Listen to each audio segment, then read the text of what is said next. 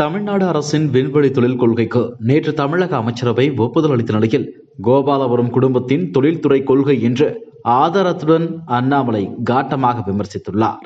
இதுகுறித்து அண்ணாமலை தனது எக்ஸ்தல பக்கத்தில் தமிழக முதலமைச்சர் திரு ஸ்டாலினின் மருமகன் விண்வெளி தொழில்நுட்ப ஸ்டார்ட் அப்பை தொடங்கியதிலிருந்து நேற்று வெளியிடப்பட்ட தமிழ்நாடு விண்வெளி தொழில்துறை கொள்கை எதிர்பார்க்கப்பட்டது.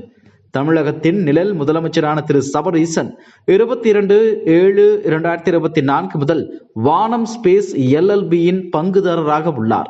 இந்த நிறுவனம் 20% மூலதன மானியம் பெறும் என எதிர்பார்க்கப்படுவதால் இந்த தொழில்துறை கொள்கையை கோபாலபுரம் குடும்பத்தின் தொழில்துறை கொள்கை என்று அழைப்பதுதான் பொருத்தமாக இருக்கும். தமிழ்நாடு போதிய முதலீடுகள் இல்லாததால் தவித்து வருகிறது. நிதியாண்டு 2025 புதிய முதலீடுகளுக்காக போராடுகிறது.